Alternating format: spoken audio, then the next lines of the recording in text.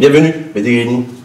Merci pour l'invitation, Rachid. Merci de l'avoir accepté, Mehdi Grini. Je rappelle président de l'association Hope, Hope avec un H. Exactement. Hope en anglais, c'est espoir. ML en arabe. Oui. Notre fonction et notre mission, telle qu'on l'a dessinée, c'est aider les Marocains sans attendre un retour. Le comité de cette association-là, alors cette association, elle a 7 ans d'âge. Nous l'avons lancée au départ pour aider les stagiaires, les lauréats à trouver un stage, partant du fait qu'on a un nombre énorme, et je vais citer le chiffre par la suite, on a un nombre énorme de nouveaux diplômés qui intègrent le marché du travail, qui sont de 400 000 nouveaux diplômés chaque année. Ces 400 000 nouveaux diplômés ont de la difficulté à trouver un emploi, et on en parlera tout à l'heure, et aussi à trouver un stage. Donc l'idée de départ, c'était cela. En fait, c'est de l'aide, de l'entraide, de la solidarité, c'est ça? C'est de l'entraide et c'est du give back. Et on part du fait que nous tous, dans un moment de notre vie, on a eu ou bien des accidents de vie, ou bien on était dans le besoin de trouver un travail, ou bien, je parle aussi de mon expérience personnelle. À un certain moment, j'étais au chômage. Et à un certain moment, j'ai eu quelqu'un qui m'a tendu la main et qui m'a aidé. Et puis, à un certain moment, j'ai gravi les échelons à coup de motivation et de discipline, c'est important de le dire. Et puis, à un certain moment, je me dis, il faut rendre l'appareil. Et je me dis, et moi, je suis très marocain de sang et d'âme, et j'aime mon pays. Et donc, le but pour moi, c'était de créer une association. D'abord, une communauté qui était créée autour de certains bénévoles, qui étaient mes amis, puis par la suite on l'a développé et on l'a passé en association de façon très professionnelle, où on a créé un écosystème de bénévoles. Et sur lequel effectivement on va revenir avec vous, Mehdi Grini, parce qu'on va essentiellement parler avec vous lors de ce débat d'Info en Face Matin TV, d'emploi, de formation, de connexion aussi, oui, entre celles et ceux qui sont en recherche d'emploi active et puis ceux qui recrutent. Voilà, c'est bien ça. Donc, avec une question centrale, parce que l'Info en Face, c'est Matin TV, il y a toujours une question très ouverte qui centralise un peu le débat, c'est un petit peu le fil rouge. Oui. C'est quel carburant pour lubrifier la création d'emplois? Dans le sens où, vous n'êtes pas sans savoir bien entendu, qu'on a une problématique de chômage qui devient hyper structurelle. Donc, quel carburant pour doper, en tout cas, booster la création d'emplois? Ah, bravo Rachid, tu utilises la bonne question pour démarrer cet entretien, et c'est une question qui est très pertinente. Quel carburant? Moi, je vais utiliser un seul mot, c'est la volonté de tout le monde. Alors, je ne vais pas parler de chômage, je vais parler beaucoup plus d'opportunités d'amélioration au Maroc, au niveau de l'emploi. Il faut que nous tous, autant que citoyens, nous tous, autant qu'entités, qu'elles soient publiques ou non publiques, soyons conscients que nous avons, alors on ne va pas parler de crise, on va parler d'opportunités, nous avons une opportunité très importante devant nous, qui est celle d'améliorer le quotidien des Marocains qui sont en recherche d'emploi. Donc, la connexion entre les différentes entités, la connexion entre les chercheurs d'emploi avec les universités, avec les entreprises, avec les entités publiques, et pour cela, je vais parler de l'OFPPT, je vais parler aussi de l'ANAPEC, je vais parler aussi des universités qui devraient... Est-ce qu'il ne faut pas réinventer tout ça, Mehdi Grini? Parce qu'on va, avec vous, ce qui va être intéressant aujourd'hui, c'est de parler aussi, il n'y a pas de tabou, hein. C'est sûr. Est-ce que nécessairement aujourd'hui, pour recréer de l'espoir, pour recréer effectivement une dynamique en matière de création d'emplois, il y a besoin de réinventer ces structures d'accompagnement? Le but, c'est pas de dire en fait qu'elles ne fonctionnent pas bien, ou qu'elle ne fonctionne pas. C'est celui-là, en fait, aussi, il faut réinventer tout ça, parce qu'il n'y a pas que flexibiliser le marché du travail, il y a aussi peut-être flexibiliser les structures d'accompagnement censées connecter ces jeunes, diplômés ou non diplômés, d'ailleurs, au marché de l'emploi. Réinventer, améliorer, repenser. Moi, je vais commencer par le début. Un jeune chercheur d'emploi ou un moins jeune chercheur d'emploi, à partir du moment où il commence ses études dans le primaire, à partir du moment où il arrive vers le collège, il devrait normalement y avoir une certaine orientation. Nous avons, à travers l'association Hope, mais c'est nos propres chiffres, à travers les personnes qu'on accompagne, nous avons dénoté plus de 61. Nous sommes, alors Rachid, pour information, actuellement nous sommes en train d'accompagner 541 chercheurs d'emploi en même temps. Sur les 541, nous avons à peu près 61% qui sont obligés de se recycler sur un autre emploi. Pourquoi? Parce qu'à un certain moment de leur vie, ils sont partis sur une filière, et cette filière-là est actuellement overbookée. Je peux te parler c'est une impasse. C'est une impasse, pourquoi? Parce que le marché est submergé de chercheurs d'emploi sur la même filière, ce qui fait que l'entreprise, au lieu, quand elle lance un appel à candidature ou une offre d'emploi, au lieu d'avoir 10 CV, eh ben elle va en avoir 30, elle va en avoir 40, ce qui fait que elle ne va pas en recruter les 40. Ce qui fait qu'une personne qui est recrutée, les 39 autres vont devoir chercher. Et donc, continuer à subvenir à leurs besoins, à un certain moment, ils doivent se recycler. Mais revenons au début. C'est la partie orientation. Donc, pour moi, il est très, très important au Maroc qu'on se pose et qu'on se dise, il faut qu'on remette les chargés d'orientation dans les écoles et les collèges. Première des choses. Et ces chargés d'orientation, normalement, devraient être connectés au monde de l'entreprise. Un chargé d'orientation devrait connaître les tendances du marché. On est en 2025, il reste 5 ans pour 2030, et on est en train de parler de l'IA, et on n'est pas en train de parler de l'IA générative que pour le fun, on est en train de parler de l'IA générative qui peut-être, dans quelques semaines ou dans quelques mois, on va donc vous dites, il faut remettre en tout cas, ou mettre des conseils d'orientation dans les établissements scolaires publics et privés, oui. C'est ça. Il y a l'IA qui est là, la destruction créative d'emplois, sauf que Valeurs aujourd'hui, vous avez encore vu les derniers classements internationaux au niveau des systèmes éducatifs, on occupe malheureusement toujours les bas-fonds du classement, et surtout il y a quelque chose de très inquiétant, c'est la non-maîtrise des matières de base, à savoir les mathématiques, à savoir la lecture, et surtout lire, et surtout comprendre ce qu'on lit. Ça touche 6 enfants, 6 élèves sur 10. Alors je me dis, voilà, vous dites, voilà, il faut mettre de l'orientation le plus tôt possible, très en amont. Il faut en même temps aussi familiariser tous ces jeunes aussi à la tech, à l'IT. Mais en même temps, il faut aussi déjà, me semble-t-il, avoir comme préalable des enfants, des élèves qui maîtrisent, déjà qui maîtrisent parfaitement les matières dites fondamentales. Moi, je me rappelle de quelqu'un qui n'est plus parmi nous, c'est l'ancien ministre de l'Éducation, Syll Wafa, que Dieu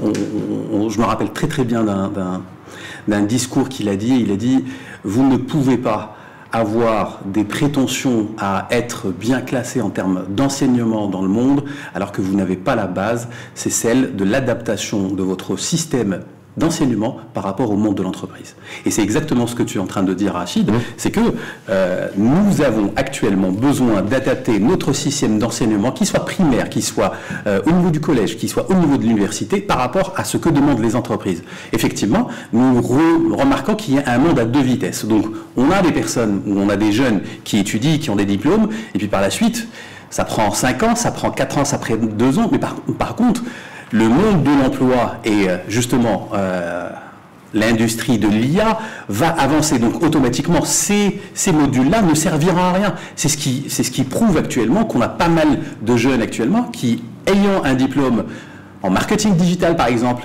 ils ont payé pendant 2 ans ou 3 ans à avoir ce diplôme-là, et ce diplôme-là se retrouve caduc actuellement. Pourquoi? Parce que l'IA a fait des avancées. Est-ce qu'il faut remettre en cause la qualité de la formation? Parce qu'on parle de qualité de l'emploi, où il faut effectivement améliorer la qualité de l'emploi, ce que vous avez dit d'ailleurs précédemment, mais est-ce qu'il y a aussi, il faut avoir l'œil beaucoup plus averti sur la qualité des formations aujourd'hui qui sont administrées, en tout cas, à ces jeunes étudiants.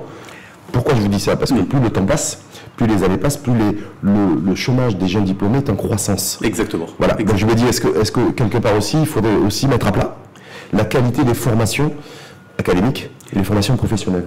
Moi, je dis qu'il faut connecter ces formations-là aux besoins des entreprises. Moi, je dis aussi qu'il faut investir dans la formation des formateurs. Alors, je vais te citer un simple exemple.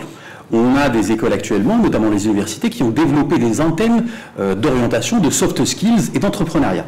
Et donc on se rend compte que, pas toutes, mais certaines écoles font délivrer ces cours-là par des professeurs. Un professeur ou un instituteur a passé toute sa vie à faire de l'enseignement. C'est pas faire.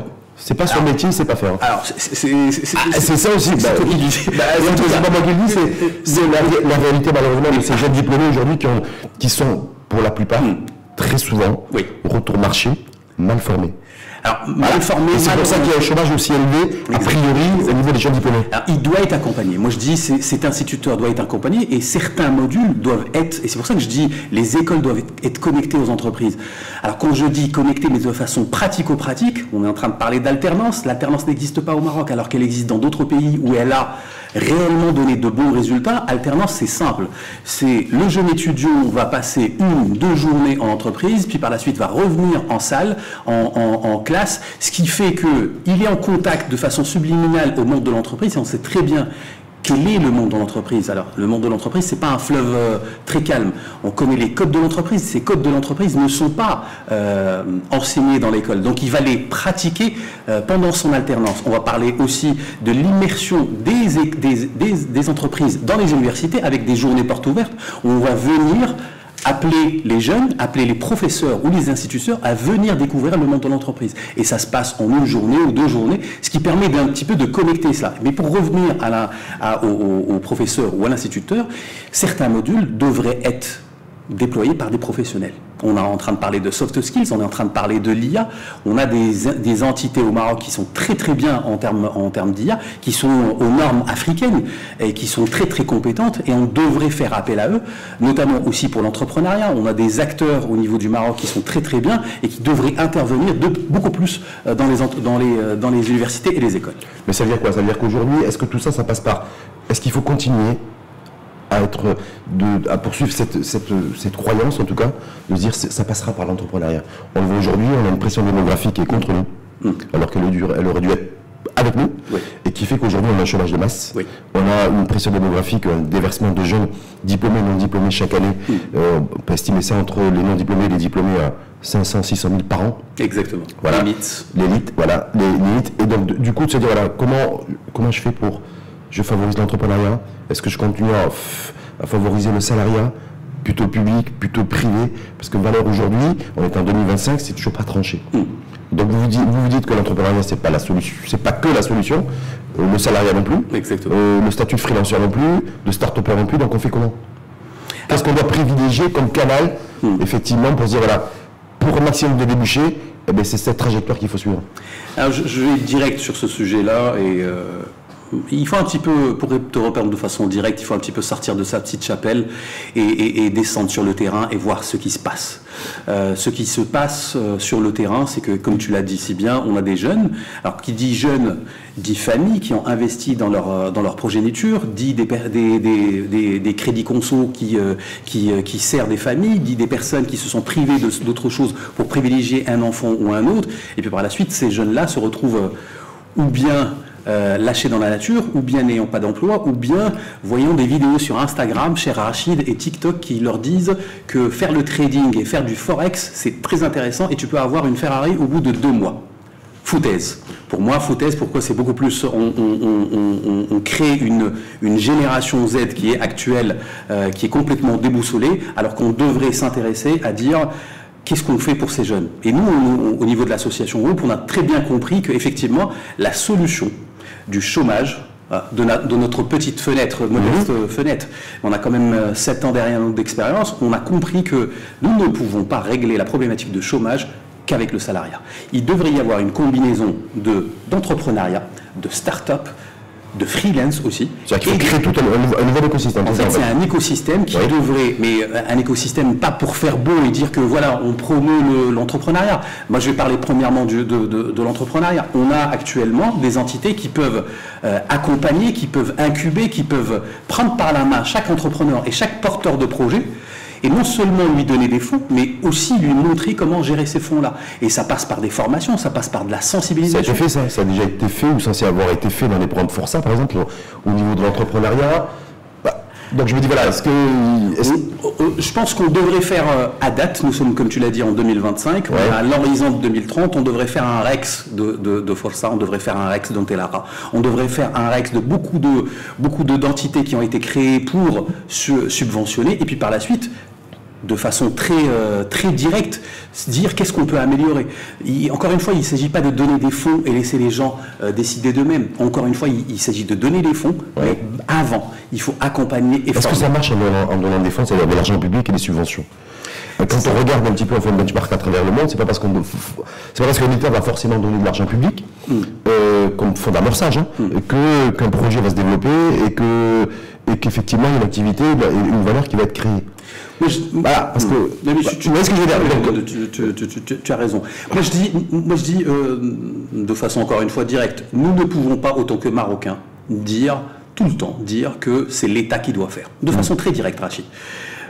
C'est culturel, c'est le bus, il n'est pas venu, c'est le téléphone n'a pas sonné. En fait, on est en mode victimisation continuelle de notre avenir, alors que notre avenir nous appartient. À un certain moment, il devrait, et là je vais revenir un petit peu en arrière et dire que, premièrement, la source de la source, c'est la famille marocaine, c'est les parents. Et pour moi, actuellement, les parents devront prendre leurs responsabilités par rapport à la progéniture.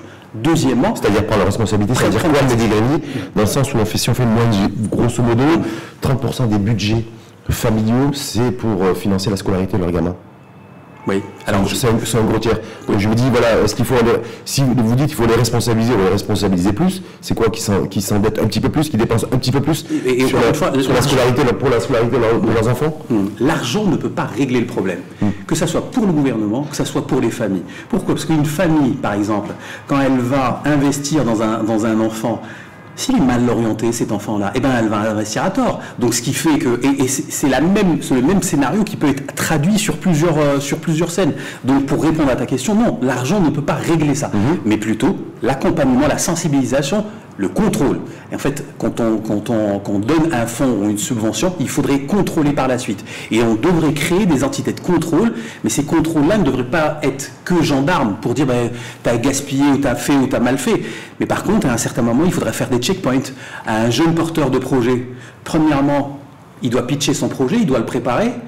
Et par la suite, il ne faut pas qu'il le pitche et le prépare, il faut qu'il donne une projection du chiffre d'affaires qu'il va générer. Et là, on va former ce jeune-là à avoir un mindset d'entrepreneur. Et peut-être qu'on va développer ce mentorat-là dont on parle au niveau de l'association Hope pour dire, bah, écoute, tu es perdu, eh ben, on va te mettre avec un mentor qui a déjà roulé sa bosse, on est en train de parler d'entrepreneuriat, qui a déjà roulé sa bosse, il va te donner les pièges dans lesquels tu ne vas pas tomber. Et donc, automatiquement, tu as 2 étapes d'avance par rapport aux autres. Mais ça s'adresse à quel type de profil de jeune, ça?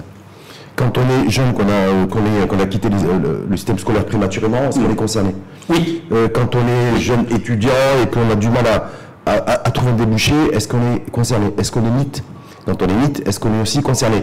Lorsqu'effectivement, est-ce qu'il faut un niveau scolaire minimum aussi pour pouvoir essayer effectivement de pouvoir prendre le bon chemin et la bonne perspective aussi pour se donner maximum de chances de trouver un job? Moi je dis, tu sais Rachid, au niveau de l'association Hope, on a eu des personnes qui font partie des NEET, c'est-à-dire ils ont un niveau d'enseignement très bas, mais par contre ils savent écrire et lire. Mais par contre ils ont une niaque magnifique.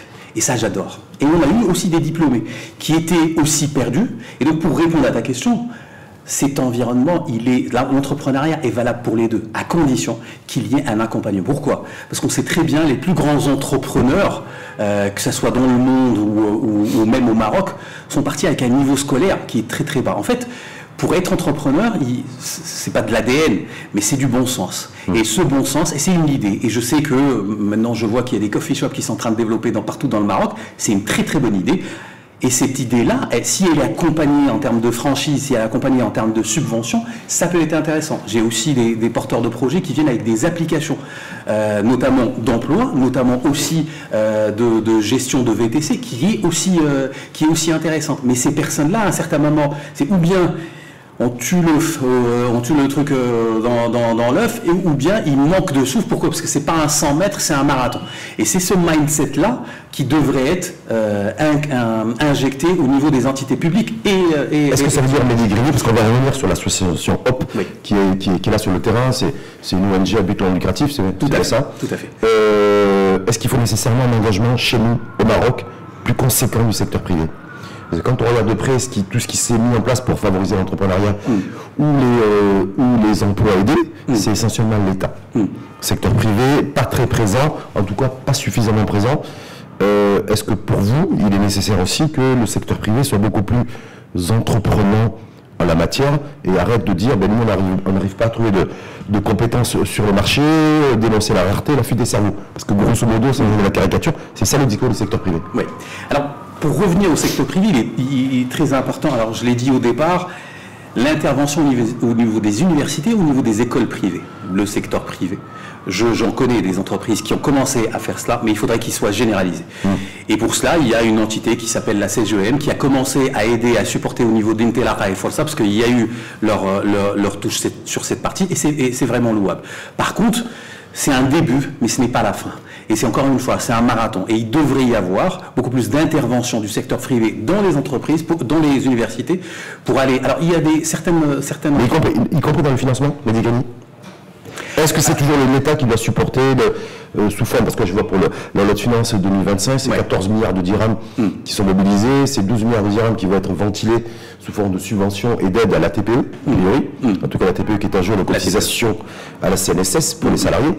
Voilà. Est-ce que ça, je ne vais pas vous demander de juger cette décision et ce choix politique, mais est-ce que fondamentalement, on a un secteur privé aujourd'hui qui ne favorise ni l'insertion ni l'intégration à l'emploi par l'entrepreneuriat ou par le salariat ou par les freelancers. De manière très claire. Parce que là, très souvent, notre secteur privé n'investit pas assez, il n'est pas assez patriote en matière d'investissement. Est-ce qu'il n'est pas suffisamment aussi patriote en matière de formation professionnelle et en matière d'emploi? Non, tu m'excuseras, je ne suis pas vraiment être d'accord avec toi. Du tout, pour avoir baigné, j'ai 26 ans de salariat derrière moi et je peux te dire que, alors en tout cas dans mon écosystème, c'est que le tissu entreprise, pour certaines entreprises et grands groupes que je connais, investissent dans la formation. Alors, ils n'investissent pas dans les entités qui sont privées, mais investissent dans des entités qui leur appartiennent. Dans le sens où on va avoir un diamant brut, on va l'intégrer, pourquoi? Parce qu'il a un potentiel, et puis par la suite, on va investir en lui pour par la suite qu'il s'améliore. Donc non, je ne serai pas aussi extrémiste que toi, mais par contre, ça veut dire que c'est un investissement qui est fait par les entreprises que vous citez, c'est-à-dire sur la formation interne, on est bien d'accord. Une entreprise doit être ouverte sur son environnement extérieur, me semble-t-il. Oui. Est-ce que le secteur privé chez nous, le monde de l'entreprise, est-ce qu'il est suffisamment ouvert sur son environnement extérieur? Je ne vais pas parler de normes ESG ou RSE, mais il y a cette dimension-là. Il n'y a pas que le climat et la protection de l'environnement, il y a aussi la stabilité de son environnement. Et le chômage en fait partie, me semble-t-il. Moi, je pense que les signaux positifs commencent à se faire. Pourquoi? Parce qu'une entreprise ne peut se sourcer en termes de capital humain que par l'externe. Donc automatiquement, elle devrait aller sourcer au niveau des écoles, au niveau des universités, et j'en connais quelques-unes qui ont commencé à le faire, d'aller piocher directement dans des effectifs au niveau de l'université pour les prendre en potentiel, en talent potentiel, et puis pour les former. Donc pour répondre à ta question, alors c'est un début, effectivement, il devrait y avoir beaucoup plus d'entreprises qui vont et qui encouragent cela, mais ce n'est qu'un début, mais pour moi c'est un début encourageant. Hop, dans tout ça, président de l'association, je rappelle Mehdi Grigny, pour l'aide aux Marocains, et Marocaines bien entendu, parce que c'est pas que les Marocains en recherche d'emploi, vous dites que ça fait 7 ans qu'on a créé en fait un écosystème, c'est ça en fait, de personnes qui ont décidé de s'engager bénévolement pour essayer de connecter, voire d'interconnecter des demandeurs d'emploi avec des entreprises qui recrutent. Donc déjà d'une part, vous dites on fait pas de la concurrence déloyale au cabinet de recrutement, ça c'est pour planter le décor. Mais ça se passe comment? Alors, le leitmotiv de notre association, j'adore le mot communauté, c'est toutes nos actions sont gratuites. Nous n'avons pas de subventions, et je vais même t'étonner, Rachid, nous avons refusé des subventions. Pourquoi? Parce que... Les subventions du privé ou les subventions du public? Alors, permets-moi d'avoir ma langue de bois sur ce sujet-là. Nous avons refusé des subventions. Pourquoi? Parce que nous voulons rester indépendants et nous voulons rester focus sur notre seule mission, c'est aider. C'est aider, mais sans retour. Et nous avons effectivement développé cette communauté où on va aller développer... Alors, l'association groupe a plusieurs sous-familles, plusieurs ramifications. La première ramification, c'est le mentorat. On a à peu près dans toutes les villes du Maroc, à part Tétouan, qu'on va prochainement intégrer, et Laayoune, qu'on a sur notre roadmap 2025, 79 mentors. Les mentors, c'est des experts dans leur domaine. Donc on a des mentors sur la partie RH, marketing, commerce, la partie entrepreneuriat, l'intelligence artificielle aussi. L'intelligence artificielle, la partie IT, et on connecte les chercheurs d'emploi avec ces mentors qui sont de la même filière. Donc on aura un mentor qui va parler la même langue automatiquement avec le chercheur d'emploi, ce qui permet une meilleure connexion. Ce mentorat se fait en présentiel ou bien en distanciel, et ce mentorat est fait... Alors notre objectif, ce n'est pas trouver un emploi, mais surtout, on parle de formation, on parle d'accompagnement, on parle de coaching.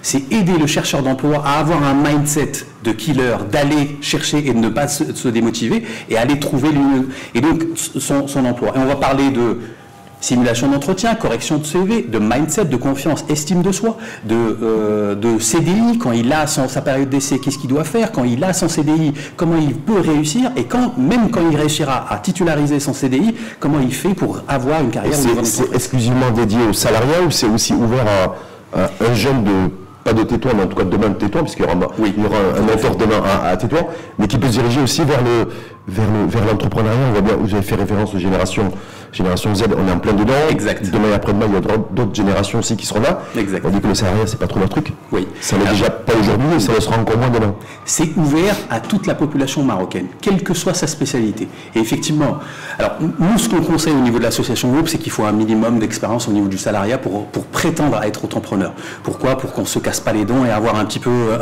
un peu musclé, quoi. Oui, voilà. Et puis, effectivement, on a des experts sur cette partie-là. Et à travers ce mentorat, nous avons des potentiels qu'on a. Et ce qu'on fait aux entreprises, c'est qu'on leur propose des profils, alors des CV, parce qu'on a une CV Tech assez fournie. Il y a combien de CV aujourd'hui? Au bout de 7 ans, Negrini. Alors au bout de 7 ans, heureusement, on a pu en placer quelques-uns quand même. Et je vais citer un chiffre. Alors je n'ai pas le nombre total des 7 ans qu'on a accompagnés, mais par contre, pour l'exercice 2024, sur les 640 qu'on a accompagnés en 2024, 640 jeunes en 2024, on a pu placer 24%. Donc c'est un chiffre dont nous sommes très très fiers, et ce qu'on propose aux entreprises, c'est pas un CV, c'est 5 CV. Et on propose aux entreprises des personnes qui ont de l'accompagnement, qui ne sont pas, en fait, ils ont juste pas postulé, et qui ont de l'accompagnement, et puis par la suite vont être accompagnés par la suite, et de façon complètement gratuite aux entreprises. Tout est gratuit. Tout est gratuit. Est-ce que c'est une bonne chose pour l'entreprise que ce soit pas payant? Parce que très souvent, ce qu'on dit, dans l'absolu, c'est quand on paye, on prend en considération la valeur des choses. Quand on ne paye pas et que c'est gratuit, c'est pas forcément, on prend pas forcément en considération les choses à leur juste valeur. Tu l'as bien dit au départ, notre volonté, ce n'est pas concurrencer une entité ou une autre. Tout mon respect, tous mes respects à toutes ces entités qui sont certainement compétentes à le faire. Nous, notre volonté, c'est sensibiliser les entreprises à avoir un acte citoyen. Et un acte citoyen, c'est aider son prochain. Et quand on aide son prochain et on rend un sourire à une famille, ça n'a juste pas de prix. Donc, nous faisons ce que nous avons à faire en termes de filtrage, en termes de préparation aux entretiens. Mais par contre, quand une entreprise, et là, ça a commencé les 2 dernières semaines, quand une entreprise nous demande un profil, eh ben, nous assurons bien que le profil correspond à la diplomation de cette personne. Nous assurons que les personnes sont bien accompagnées, et puis par la suite, on les propose. J'ai envie de te dire, Rachid, les profils qu'on a proposés, c'est des profils qui ont aussi postulé dans des cabinets de recrutement. Tu vois, donc c'est la même population. Donc, par contre, pour nous ne souhaitons pas avoir un retour financier, nous souhaitons juste placer ces jeunes-là. C'est les profils généralement quoi? C'est qui ont fait quelques études niveau bac plus 2? Ah non, j'ai envie de te... Ah non, pas du tout. Ah non, beaucoup plus. Non, beaucoup plus et beaucoup moins. Alors, notre palette... Oui, c'est très hétérogène en fait. Oui, tout à fait. Pourquoi? Parce que nous n'avons pas de... notre leitmotiv, c'est faire les choses gratuitement et aider notre prochain. Nous sommes apolitiques. Tous nos membres sont apolitiques, c'est très très important de le dire. Et donc nous avons, j'ai envie de te dire, nous avons des soudeurs, des serveurs, nous avons des chauffeurs de poids lourds, nous avons des infirmières, nous avons des techniciens en gestion d'entreprise, nous avons des ingénieurs en informatique, nous avons des ingénieurs au cloud, nous avons des GRH, nous avons des RRH qui sont dans notre pipe qu'on est en train de placer. Et vous disiez grosso modo sur à peu près un peu plus 600 CV, oui. C'est 25%. 24%. 24%, voilà, c'est extrêmement précis. Oui, 24%, donc ça veut dire qu'on est sur à peu près 150 personnes qui ont été placées et qui ont pu décrocher un emploi grâce à l'association Hop. Est-ce que c'est ça? Oui, et je vais aller même plus loin. Notre fonction, ça n'est pas juste de placer la personne parce qu'on le connaît, il y a une période d'essai, cette période d'essai est tacite de 3 mois en plus. Non, quand je vous annonce un 24%, quand je t'annonce un 24%, c'est des personnes qui ont été CDIsées. Je ne prends pas en compte les personnes qui ont été recalées en période d'essai. Donc pour nous, c'est une grande fierté. Pourquoi? Parce qu'on se dit, notre système de mentorat a une base qui est très et ce système de mentorat ne coûte rien du tout. Tu vois il coûte du temps, alors j'ai envie de te dire que je passe des soirées et des week-ends qui sont assez chargés. Les bénévoles et les mentors à travers ton émission, je tiens vraiment à les remercier parce que ça nous coûte des soucis avec nos familles, mais c'est pour le bien de notre pays et ça n'a pas de prix. Est-ce que selon vous, Negrini, c'est un modèle qui est modélisable? C'est-à-dire qu'aujourd'hui, on a une problématique de chômage qui est structurelle, chômage des jeunes en ville, essentiellement d'ailleurs, et urbain, périurbain, pas seulement, mais il est massif en ville, parce que je rappelle que 2 jeunes sur 4 qui ont moins de 35 ans sont au chômage dans nos villes. Les jeunes filles aussi, les femmes, parce que le taux d'activité a aussi baissé. Il y a un chômage des jeunes filles et des femmes aussi qui est important, en tout cas, qui est structurel. Est-ce que cette initiative associative du mentoring avec du bénévolat, est-ce que pour vous, il est possible effectivement de modéliser ça aussi pour pouvoir avoir une force de frappe un peu plus conséquente? Une superbe question. Là, tu es en train de me tendre la perche et tu es en train de me dire si j'avais une baguette magique. Eh bien, cher Rachid, si j'avais une baguette... si j'avais une baguette magique, eh bien, effectivement, en termes de modélisation, en termes de création, on va professionnaliser tout ça, on va avoir une entité qui est responsable du mentoring, une entité qui est responsable de façon, avec les moyens de bord, avec les vrais moyens, où on va professionnaliser nos mentors avec des checkpoints qui sont réguliers, avec un lieu, avec un local, où on recevra les gens dans toutes les villes. On va avoir des connexions avec l'ANAPEC, on va avoir des connexions avec l'OFPPT, on va avoir des connexions avec les universités, avec les écoles privées, où on devrait, et c'est sur notre roadmap, intervenir au niveau des soft skills, confiance et estime de soi, parce que c'est très peu enseigné dans les écoles et les universités. Et puis l'association Hope ne se limite pas au mentorat. L'association Hope, l'une des autres ramifications, c'est la prochaine création d'un portail. Alors tu vas être étonné un peu. Portail, c'est-à-dire une plateforme IT? Une plateforme. Ouais. Alors tu vas être étonné un petit peu parce que tu vas me dire est-ce que c'est toujours payant, et je vais te dire non. Pourquoi? Parce que encore une fois, un portail qui est ouvert à tout le monde, qui est aussi ouvert aux entreprises, on va mettre notre CVT qu'on a créé depuis 7 ans à disposition des entreprises avec un système de spécialisation, un système de ticketing, de scoring au niveau des candidats que les entreprises peuvent venir piocher directement. Nous, notre rôle sera la coordination entre ces entreprises. Donc, et je rajouterai, oui, si tu permets, dans ce portail-là, on va intégrer toutes les masterclass qu'on est en train de développer de façon gratuite. Alors, on a des masterclass au niveau RH, au niveau marketing, au niveau IT, au niveau confiance et estime de soi, qui vont être, en fait, elles vont être open à tout le monde. Et c'est des masterclass qui durent entre 30 et 40 minutes, qui donnent un petit peu les pas de, au lieu d'aller sur YouTube et de dire comment je vais essayer de réussir mon entretien, et ben tu vas avoir quelqu'un qui va t'expliquer devant caméra les étapes, et c'est un Marocain, c'est très très important de le dire, et il va te l'expliquer en français, il va te l'expliquer en arabe déjà. Et c'est justement pour toucher la majorité. Notre fonction, tu vas un petit peu rire, notre fonction au sein de l'association Groupe, et pour moi c'est très important. Nous nous adressons, même bien que je parle en français là, nous nous adressons pas directement, mais très peu au Maroc ni au Morocco, nous nous adressons au Maghreb. Et pour nous, et tu l'as dit, au Maroc, c'est un sujet médicament, lorsqu'effectivement on veut donner un coup, on veut créer de la valeur aussi, on crée de la connexion entre ceux qui sont en quête d'emploi, de recherche d'emploi active, et puis les recruteurs. Est-ce que la langue c'est un problème quand aujourd'hui, ou est-ce que simplement quand on emploie un discours et une langue intelligible, la problématique de la langue ne se pose plus? Moi, j'ai envie de te dire, fondamentalement, est-ce que c'est très important. Oui. C'est très important qu'un candidat ou qu'un jeune chercheur d'emploi puisse maîtriser le français. C'est encore beaucoup plus important qu'il commence à maîtriser l'anglais. L'anglais est en train d'arriver en force. On a des jeunes qui sont autodidactes en termes d'anglais et polyglottes comme pas possible, mais je pense que ce n'est pas assez. Et l'une des fonctions sur la roadmap de 2025, c'est qu'on commence à aller sourcer des bénévoles pour la langue française et la langue anglaise. Est-ce que vous avez dit précédemment également que pour l'instant, il n'y a pas de... Vous avez toujours refusé de l'argent, essentiellement privé, je suppose. Après 7 ans d'existence, c'est pour monter en charge, et pour aussi peut-être commencer à professionnaliser, parce qu'il y a aussi le risque que des bénévoles aussi commencent à être un peu usés, un peu fatigués, et puis voilà. Est-ce qu'il y aura de nécessité aussi, à un moment, alors, je ne sais pas si ça va être sur 2025 ou sur 2026, de pouvoir structurer. Donc, qui dit structurer exige nécessairement des fonds. Écoute Rachid, pour te dire la vérité, je pense qu'il y a de bonnes vibes qui vont changer et je vais te le dire directement. Effectivement, moi j'ai des attentes et comme tu l'as dit tout à l'heure, j'ai des rêves pour cette association qui sont très très importants. Et à un certain moment, effectivement, quand on est en manque de subventions, on en manque d'aide, on atteint un plafond de verre et on se dit cette action on va pas la faire. Pourquoi je peux le dire en arabe? Bien sûr. Très bien.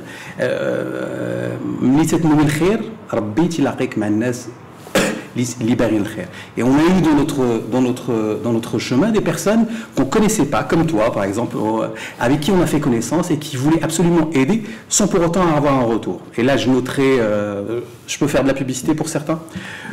Pour des personnes engagées, pour l'engagement citoyen, allez-y bien sûr. Alors pour des personnes engagées, moi je noterai l'ami Ibn Makhlouf qui nous a énormément aidé sur la partie Technopark. D'autres personnes comme Amel Boukhris, qui est DRH dans une grande entité au Maroc, comme Asma El Kouhen aussi, comme Youssef Hamzine qui est DRH aussi dans une grande entité. Et donc c'est des personnes qui à un certain moment sont venues vers moi et m'ont dit écoute, nous ne voulons rien en retour. Nous voulons juste que ces jeunes-là puissent à un certain moment avoir de l'espoir, l'ML, on parle d'ML, et avoir un suivi au niveau de leur carrière. Donc pour répondre à ta question, oui, à un certain moment, on devrait repenser la notion de subvention. Alors, qu'elle soit privée, qu'elle soit étatique, ça on est en train de le préparer. En tout cas, nous avons des rêves énormes pour notre association. Et si cet argent venant du privé, est conditionné par une contrepartie aussi, c'est-à-dire on peut imaginer aussi un nouvel écosystème où l'entreprise du secteur privé, ça se fait beaucoup dans les pays de culture dit anglo-saxonne, dit mais en même temps aussi c'est pour avoir un retour sur investissement. Est-ce que vous accepteriez éventuellement ce modèle? Pour te répondre directement, ce n'est pas à l'ordre du jour. Et si demain c'est à l'ordre du jour? Alors si demain on pourra revoir les modalités de ce partenariat et que surtout qu'au centre de ce partenariat il devrait y avoir un seul bénéficiaire, c'est le citoyen marocain. Dernière question, Mehdi Grigny, le salariat ne peut pas absorber tous ces jeunes malheureusement qui sont sans emploi. Qu'est-ce que vous diriez aujourd'hui, la caméra est là, c'est face caméra là, à celles et ceux qui disent j'ai écouté Mehdi Grigny dans cette émission, voilà, il m'a convaincu, mais bon, en même temps j'ai envie aussi qu'ils me disent est-ce qu'il faut que j'aille vers l'entrepreneuriat, vers le salariat, vers le statut de freelanceur pour pouvoir aussi avoir un débouché. Je m'adresse à la caméra ou... À la caméra, quand tu veux. Un seul message, et on le dit, on le redit à nos jeunes ou un jeune, il faut à un certain moment se remettre en cause. Nous ne pouvons pas faire les choses à votre place. Donc à un certain moment, le tout servi, le chouma, il faudrait qu'on l'enlève, l'ego. Il faudrait qu'on l'enlève et qu'on se dise, ok, on est dans un écosystème actuellement qui est très très compétitif, on est dans un monde, demain c'est 2030, on est dans un monde qui est en complet mouvement, on devrait se remettre en cause, autant que Marocain, c'est très très important, autant que Marocain, et se dire qu'au niveau du Maroc, il y a énormément d'opportunités, il y a énormément d'entités qui sont très très méconnues, auquel on devrait faire appel. Donc, Blarbiya, tout simplement, c'est Rachid, et je terminerai par là-dessus. Khidm ala rask. Khidm ala rask. Parfait, merci, je pense que le message est passé là. Et là, quelle que soit la langue, je pense que vu l'engagement dans la manière de dire Khidm ala rask, je pense que le message est clairement passé. Merci à vous, Mehdi Grigny. Bravo pour ce que vous faites. Merci. Et puis à très bientôt, on fera peut-être un point de situation dans les prochains mois. Avec plaisir. Merci à vous et à très bientôt. À très bientôt. Au revoir.